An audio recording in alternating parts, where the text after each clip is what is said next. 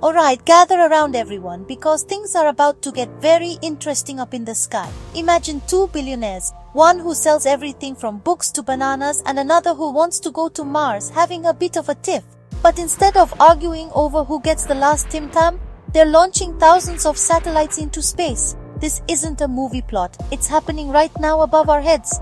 Amazon, the company that knows what you want to buy before you do, is bringing its fancy new satellite internet called Project Kuiper to Australia. Mark your calendars for mid-2026 because that's when the show is set to begin. So what's all the fuss about? Well, Amazon is planning to send a whole swarm of little metal boxes, over 3,200 of them, into orbit. Their mission? To beam down super-fast internet to every nook and cranny of our wide, brown land. Think of it like a giant, invisible Wi-Fi router in the sky. This is a massive deal, especially if you've ever tried to stream a video in the outback and ended up watching a spinning wheel of doom for 3 hours. This new space race is all about getting everyone, and I mean everyone, connected to the World Wide Web, no matter how far you are from the nearest big city. Now, you might be thinking, hang on, haven't I heard this story before? And you'd be right. Amazon isn't the first to this cosmic party. Elon Musk and his company, SpaceX, have been at it for a while with their own service, Starlink. They've already got a head start, with thousands of their own satellites zipping around up there. So, what we've got here is a classic Aussie showdown. It's like Ford versus Holden, but with more rockets and fewer V8s. Amazon is the new challenger, stepping into the ring, ready to take on the reigning champion for the title of Australia's favorite space internet provider. This is more than just a tech nerd's dream come true. It's a game changer for the entire country. The competition between these two giants means better services and hopefully better prices for all of us down on the ground. For years, if you lived outside a major town, getting decent internet was a bit of a lottery. You either had it or you were stuck in the digital dark ages. But now, with Amazon's Project Kuiper officially entering the Australian market, the battle for the stars is heating up, and the real winners could be the everyday people just trying to get online. It's a proper David versus Goliath story, if David was also a giant global corporation. Let's be honest, fast internet isn't just a luxury anymore, it's practically a basic human right, like coffee in the morning or complaining about the weather. We need it for everything. Working from home, kids doing their homework, talking to your nan on a video call, or, most importantly, binge-watching an entire season of a show in one weekend. But what happens when you live somewhere a bit off the beaten track? Out in the beautiful, sprawling, remote and rural parts of Australia, getting a reliable internet connection can be tougher than finding a parking spot at the beach on a hot day. It's a real headache for so many people. This is where satellite internet comes in and saves the day.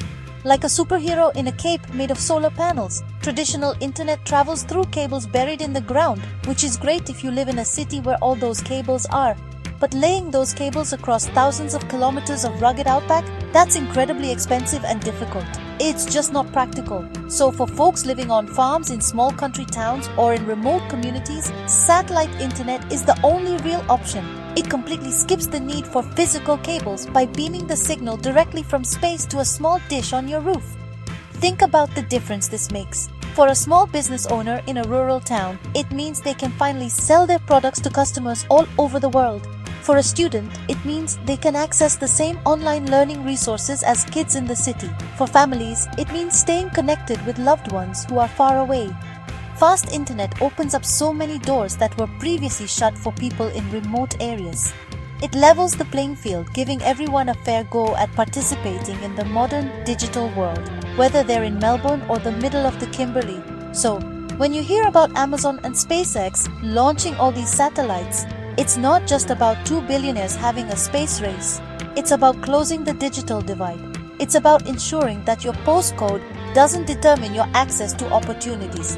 Currently, over 300,000 places in Australia rely on some form of remote broadband because cables just can't reach them. The demand is huge, and up until now, the options have been limited. That's why this new competition is so exciting. It promises more choice, better speeds, and a brighter, more connected future for everyone, no matter where they call home. Okay, let's pop the hood and look at the two contenders in this satellite internet showdown. In one corner, we have the current champion Starlink, run by Elon Musk's SpaceX. These guys are the old hands in this new game. They've been busy to say the least. As of right now, Starlink has a whopping 6,750 satellites already orbiting the Earth. That's a lot of hardware. They've used this head start to build a solid customer base here in Australia, with over 350,000 Aussies already signed up and using their service to get online. They are, without a doubt, the team to beat. In the other corner, we have the challenger, Amazon's Project Kuiper. They're a bit late to the party, but they're coming in with a massive amount of power and resources. Amazon plans to eventually have a constellation of around 3,200 satellites. Right now, they are just getting started, with only about 78 satellites in orbit as of August 2025. But don't count them out just yet. They have a clear plan to launch a whole lot more very quickly.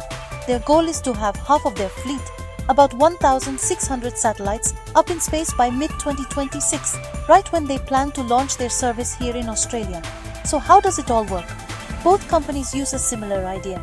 They have a massive network of small satellites flying in what's called low Earth orbit, which is much closer to us than the old chunky satellites of the past. This shorter distance is the secret sauce that makes the internet signal much faster and more responsive. You, the customer, get a little satellite dish or terminal that you set up at your house. This dish talks to the satellites flying overhead, which then relay the internet signal back and forth from ground stations connected to the global web. It's a beautifully complex dance of technology happening thousands of kilometers above us. The big difference right now is simply who's ahead in the race. Starlink has the numbers both in satellites and customers. They've proven their technology works on a massive scale.